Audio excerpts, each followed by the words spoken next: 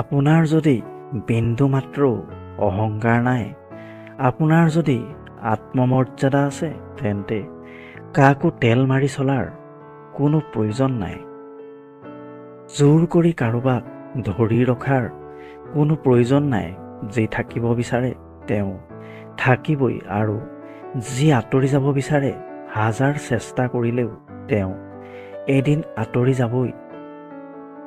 কেতিয়াও কাকো কথা পতাৰ বাবে অনুৰোধ কৰাৰ দৰকাৰ নাই, কাৰণ যাৰ ওচৰত সঁচা অৰ্থত আপোনাৰ মূল্য থাকিব, তেওঁ হাজাৰ ব্যস্ততাৰ মাজতো আপোনাক সময় দিব। যিবোৰ সম্পৰ্কই মানসিক শান্তি নষ্ট কৰে আৰু অসন্মানিত অনুভৱ কৰায়, সেইবোৰ সম্পৰ্ক জীৱনৰ পৰা মুচি পেলোৱা উচিত। লাগিলে সেয়া আত্মীয় বা বন্ধুৱেই হওক, নাইবা একেবাৰে কাষৰ মানুহেই হওক। জীৱনত খুব কম মানুহ থাকক, কিন্তু তেওঁলোক যাতে খাঁটি হয়। জীৱনটো সেইজনৰ সৈতে কটোৱা উচিত যাৰ চেহেৰাতকৈ মনটো বহুত বেছি সুন্দৰ। সম্পদ আপোনাৰ আভিজাত্য, কিন্তু সুনাম আপোনাৰ অহংকাৰ। কাৰণ সম্পদ অৰ্জন কৰাতকৈ সুনাম অৰ্জন কৰাটো বহুত কঠিন।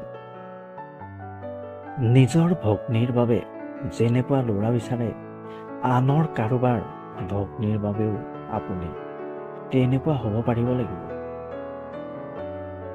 ভাল পালে বুলিয়েই ক্ষমা কৰি নিদিব।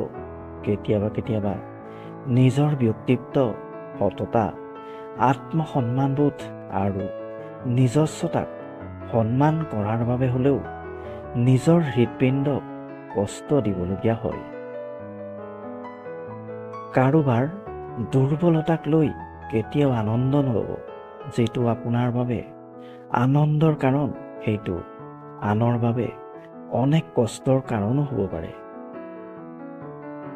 প্ৰয়োজন পূৰ কৰিব নোৱাৰিলে বৰ্তমানৰ মানুহে বন্ধুত্বৰ তালিকাত ৰখাটো পচন্দ নকৰে। অন্ধবিচাৰ আৰু অন্ধবিশ্বাস বহু জীৱন ধ্বংস কৰাৰ বাবে যথেষ্ট। সেইবাবে চকু কাণ সজাগ ৰাখক, সুস্থভাৱে জীয়াই থাকক। জীৱন হৈছে সকলোতকৈ কঠিন স্কুল। আপুনি কেতিয়া কোন ক্লাছত পঢ়িছে, আপোনাৰ পৰীক্ষা কেতিয়া হ'ব সেয়া আপুনি গম নাপাব, আৰু পৰীক্ষাত আনলৈ চাই লিখাৰো সুযোগ নাথাকে। কাৰণ জীৱনৰ পৰীক্ষাত প্ৰত্যেকৰে প্ৰশ্নকাকত পৃথক পৃথক থাকে। দামী ঘৰ, দামী গাড়ী, দামী আচবাবক লৈ কি হ'ব?